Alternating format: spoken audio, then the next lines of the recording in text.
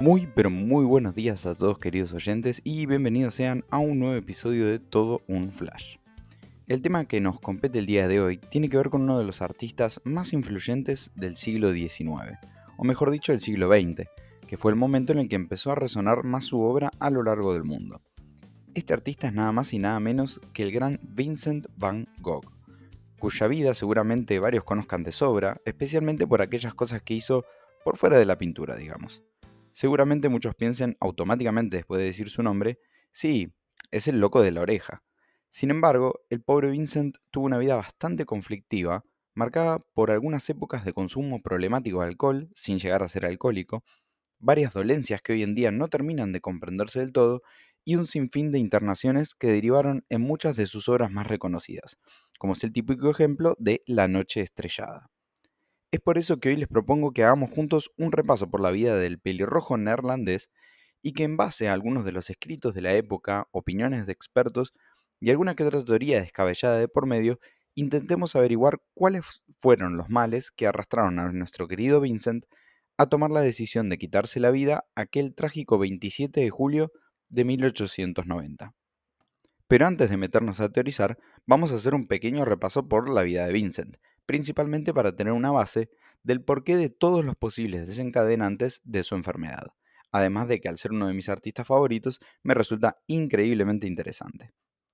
Vincent Willem van Gogh nació un 30 de marzo de 1853 en Zundert, Países Bajos, siendo el mayor de 6 hermanos, seguido directamente por Theo, quien será su sostén económico a lo largo de toda su vida.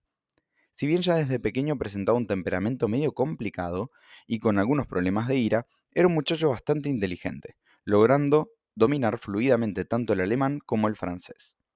A los 16 años comenzó a trabajar para una galería de arte en la cual su tío era socio, momento en el que empezó a nutrirse de algunos de los estilos más utilizados en la pintura de esta época.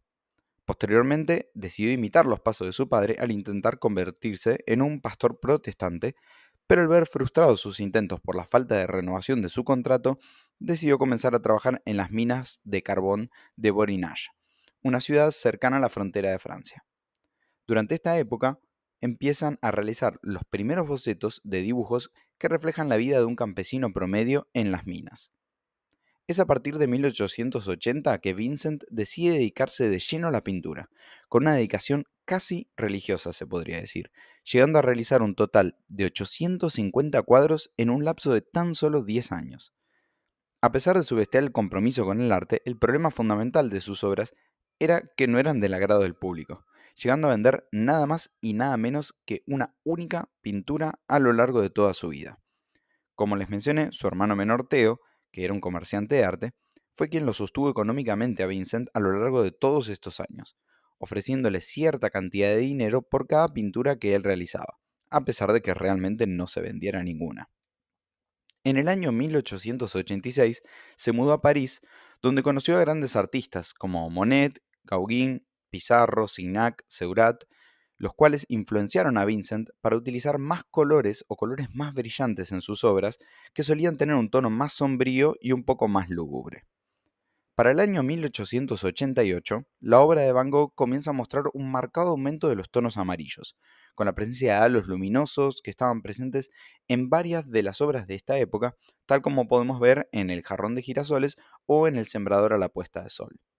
Guárdense este detalle del amarillo para más adelante porque va a ser muy, pero muy importante. Es en este año cuando Paul Gauguin decide mudarse junto con Vincent a la famosa Casa Amarilla, que este último había alquilado en Arles, una ciudad rural al sur de Francia. Van Gogh tenía pensado crear una especie de comunidad de artistas en esta casa, invitando a una variada cantidad de personalidades, entre las cuales la única que acudió fue nuestro querido Paul. Sin embargo, es acá cuando la cosa comienza a complicarse. La convivencia entre ambos empezó bastante bien inicialmente, ambos solían charlar hasta altas horas de la noche sobre nuevas formas de mejorar sus pinturas y solían salir a tomar algún que otro café por la ciudad. Pero tan solo 2 meses después de su llegada, se cree que como consecuencia de un choque temperamental y de las continuas discusiones, Gauguin decidió abandonar la Casa Amarilla de Arles. Al transmitirle la noticia a Vincent, este se lo tomó con muchísima calma e hizo lo que cualquier persona emocionalmente madura hubiera hecho. perseguir a Gauguin con una navaja por la casa, encerrarse en su cuarto, cortarse gran parte de su propia oreja y posteriormente regalársela a una prostituta de un burdel al que solía frecuentar. Claramente, la situación escaló rápidamente, como se imaginan, y Vincent pasó los siguientes 14 días internado en un hospital. Existen varias teorías respecto a lo que ocurrió con su oreja, que fue por una discusión, que fue porque se enteró de que su hermano se iba a casar, que en realidad fue Paul quien se la cortó y Vincent decidió no acusarlo, pero lo que sí es seguro es que a partir de este punto, los siguientes 2 años de su vida estuvieron repletos de internaciones voluntarias en distintos manicomios, debido a su creciente deterioro mental. Acá es donde empieza la parte más compleja de explicar, porque los registros de la época no son del todo específicos sobre cuál puede ser la dolencia que tenía el pintor en este momento. Sufría de locura, de periodos de agitación extrema, delirios, de estar siendo perseguido o de que estaban intentando envenenarlo, entre otras cosas. Es a estas alturas cuando pinta La Noche Estrellada y Jarrón con Lirios, dos de sus pinturas más conocidas. Para mayo de 1890, Vincent comenzó a vivir con el doctor Paul Gachet, amigo de Theo y artista amateur, el cual retrató en más de una pintura, como vamos a mencionar más adelante. Sé que estoy abriendo muchos caminos, pero créanme que todo va a tener sentido dentro de un rato. Gachet parecía estar más loco aún que el pobre Van Gogh, en palabras del propio Vincent, pero de a poco lograron forjar una amistad. Algo realmente raro, considerando que también tenían una relación médico-paciente, pero bueno, las cosas se hacían de manera distinta en esta época.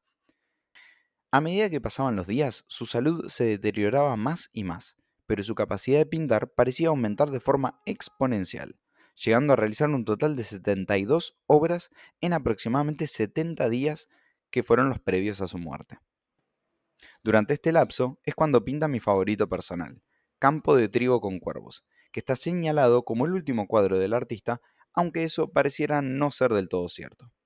Finalmente, ya totalmente atormentado por los delirios y alucinaciones, y a la corta edad de 37 años, Vincent decide tomar la drástica decisión de terminar con su vida al dispararse en el pecho durante un paseo por el campo. Si bien inicialmente sobrevivió al disparo, falleció 2 días después en compañía de su amigo y doctor Paul Gachet. Entonces, después de este brevísimo repaso de la vertiginosa vida de este gran artista, quiero puntualizar en las características de su enfermedad en base a los escritos y las cartas que se recuperaron de esta época.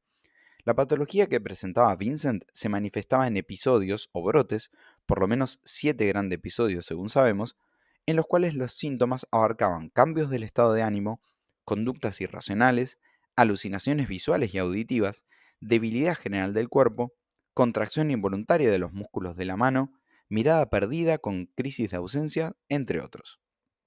Después de estos brotes, la recuperación era casi absoluta, pudiendo mantener durante mucho tiempo un estado de lucidez que le permitía relacionarse normalmente con la gente y dedicarse sin problemas a la pintura. Sumémosle a este combo el cuadro depresivo, los años de soledad y las conductas autolesivas, lo que hacen que el panorama sea increíblemente complejo. Toda esta información fue analizada tanto en su época como hoy en día, para llegar a varias conclusiones diagnósticas. En la actualidad, la teoría con más sustento es que Vincent Van Gogh padecía de un cuadro conocido como epilepsia del lóbulo temporal. Esta enfermedad es un tipo de epilepsia que tiene como foco el lóbulo temporal del cerebro, área que controla, entre otras cosas, las emociones, el lenguaje y la memoria. Las crisis que pueden manifestarse en esta enfermedad no suelen ser iguales a la imagen clásica que uno tiene de una convulsión, en la cual el paciente presenta sacudidas musculares violentas con pérdida de conciencia. En el caso de la epilepsia del lóbulo temporal, las crisis pueden presentarse con una sensación de confusión repentina y movimientos extraños de los dedos o de la boca, posturas extrañas o incluso la incapacidad de hablar. Curiosamente, estas crisis suelen estar acontecidas por brotes repentinos de miedo o de alegría, una sensación similar al déjà vu también, o sea, la sensación de haber vivido esa experiencia de forma previa, o la aparición de olores extraños, al igual que sabores, o incluso puede llegar a generar una sensación de dolor en el abdomen similar a la de estar en una montaña rusa. Como vemos, muchos de estos síntomas son compatibles con los que presentaba Vincent a lo largo de sus reiteradas internaciones. Esta teoría se sustenta también en que algunas de las cartas y memorias de la familia Van Gogh se menciona la enfermedad de Vincent con la palabra neerlandesa Toeval o Tuval, que hoy en día podría traducirse en español como convulsión. El problema es que en esa época era utilizada también como una especie de sinónimo de enfermedad, pudiendo abarcar cualquier otro tipo de patología, lo que llevaría a que se malinterprete su verdadero significado en este caso. Sin embargo, lo que realmente parece haber enmascarado o incluso agravado el cuadro eran algunos tratamientos o la ingestión de ciertas sustancias que son sabidas pueden llegar a exacerbar sus síntomas. Vamos a hablar puntualmente de tres de los cuales hay cierta seguridad que fueron consumidas por el pintor. Y acá es donde van a empezar a cerrarnos muchas cosas.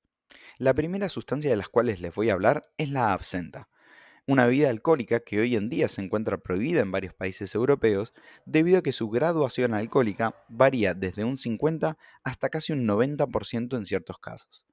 También conocida como el hada o diablo verde, era muy popular entre los artistas de la época y eran sabidos sus efectos alucinogénicos y también epileptogénicos, relacionados con su compuesto activo, la tuyona. Durante sus últimos años de vida, Vincent solía comer muy poco y tomar grandes cantidades de brandy o de absenta, durante la noche especialmente, lo cual claramente funcionaba como un potencial disparador de su enfermedad. Otras de las sustancias que habrían agravado el cuadro del artista fue el consumo de plomo. Acá es donde uno se pregunta, ¿cómo se supone que consumía Van Gogh plomo? ¿De dónde lo sacaba? Bueno, la respuesta es bastante sencilla, de sus propias pinturas. Aparentemente, durante algunas de sus crisis, la disociación de la realidad de Vincent era tal que habría ingerido importantes cantidades de pintura, la cual en esa época contenía ciertas concentraciones de plomo. La intoxicación con plomo, también conocida como saturnismo, causa importantes efectos adversos en el organismo, como cambios de personalidad, dolores de cabeza, dolor abdominal y también daño neural, con entumecimiento y pérdida de sensibilidad en los pies y en las piernas. El consumo de este metal durante las crisis no habría hecho más que agravar el cuadro, inclusive con los tratamientos que habría tenido Vincent durante esta época. Y hablando de tratamientos, es momento de mencionar la última sustancia, la cual le habría sido administrada precisamente con una intención curativa, pero que no habría hecho más que agravar las cosas. Y presten atención porque esta parte es para mí simplemente magnífica. La sustancia en sí es la digoxina, un medicamento muy utilizado en esta época para tratar un sinfín de enfermedades. Para que se den una idea, la lista era de aproximadamente 70 entidades diferentes, entre las cuales figuraban la melancolía, la epilepsia, los dolores de cabeza y hasta las náuseas. Todas estas últimas dolencias que sabemos Vincent las padecía con seguridad. Hoy en día se sabe que ninguna, pero ninguna de estas enfermedades deberían ser tratadas con digoxina, ya que el único uso que se le da al día de hoy es para el tratamiento de la insuficiencia cardíaca en ciertos pacientes específicos. Esto ocurre porque la posibilidad de sufrir efectos adversos con su uso, inclusive dentro del rango terapéutico de la droga, son relativamente altas. La forma en la que podemos teorizar que fue uno de los tratamientos que recibió es la siguiente. ¿Se acuerdan del cuadro que les mencioné del doctor Paul Gachet? Bueno, en este cuadro, el buen doctor aparece con un libro de fondo y una planta en su mano, que es nada más y nada menos que la Digitalis purpurea o dedalera, planta de la cual, oh sorpresa, se obtiene la digoxina. Y no termina ahí la cosa, porque cuando les cuente los efectos adversos, se van a sorprender. La intoxicación crónica por el uso de digoxina genera una catarata de síntomas en el paciente, que van desde las náuseas, vómitos, anorexia, cefalea, hasta la presencia de adormecimiento en las extremidades, confusión, desorientación o incluso alucinaciones. Pero resulta que uno de los efectos más comunes son los problemas de la visión, haciendo que nuestra vista tome un color de tonalidad amarillento, fenómeno conocido como santopsia. Además, se acompaña de la presencia de halos de luz alrededor de los objetos, llamados coronas. Y acá me pregunto, ¿halos de luz amarillentos? ¿En qué famosísima pintura de Van Gogh habremos visto esto? Por supuesto que en La Noche Estrellada, rodeando a las estrellas que brillan sobre la ciudad de Saint-Rémy. Esta teoría fue propuesta inicialmente por un médico de apellido Lee en el año 1981, quien consideró que esta droga habría influido en la obra de Van Gogh, el cual, a pesar de haber abandonado el tratamiento de digoxina, adoptó el color amarillo como parte de su estilo. Lamentablemente no existe ningún registro escrito en esta época sobre el tratamiento que le brindó Gallette a Vincent, especialmente en sus últimos años. El problema de esta última teoría es que tiene algunas fallas. Primero y principal, Vincent pintó desde siempre con el color amarillo, para sorpresa de nadie. Si bien hay un ligero incremento en el uso de este color a lo largo de sus obras, tampoco sirve esto como una afirmación para indicar que estaba intoxicado, ni mucho menos. Por otro lado, en las últimas pinturas de Van Gogh, tanto los halos como las tonalidades amarillentas tienden a desaparecer, indicando que de haberse producido un consumo de digoxina, habría sido durante su estadía en los distintos hospitales psiquiátricos y no con el doctor Gallette. Aún así, nada nos confirma ni niega que no haya estado en algún momento en contacto con esta sustancia. Como mera curiosidad, y para ir cerrando el capítulo, existen ciertas teorías medio conspiranoicas sobre la muerte de Vincent, una de las cuales indicaría que estaba enamorado de la hija de Gallette, con la cual llevaba más o menos unos 16 años de diferencia, y que la prohibición de su amor por parte de su padre habría sido otro de los motivos por los cuales el pintor optó por el mortal desenlace. Aunque como les dije, no hay prueba alguna de esto, pero bueno, aporta algo de picante a la trama. Eso ha sido todo por hoy, espero les haya gustado y les haya interesado esta historia tanto como me atrapó a mí la primera vez que la leí. Como siempre digo, pueden seguirme en este canal o donde sea que estén escuchando, y si prefieren los videos un poco más cortos, tenemos también la opción de Instagram o de TikTok, donde estaremos sumando algún que otro video específicamente sobre esta temática. Me despido ahora sí con una frase de Van Gogh que la verdad me pareció cuando menos linda. ¿Qué soy yo a los ojos de la gente? Una entidad, un excéntrico, una persona desagradable, alguien que no tiene ni tendrá lugar en esta sociedad. En resumen, lo más bajo de lo más bajo. Muy bien entonces, incluso si eso fuera realmente cierto, algún día me gustaría demostrarles, a través de mi trabajo, lo que este excéntrico, este don nadie, tiene en su corazón. Esa es mi ambición. Que tengan una muy bella semana, gente, y será hasta la próxima.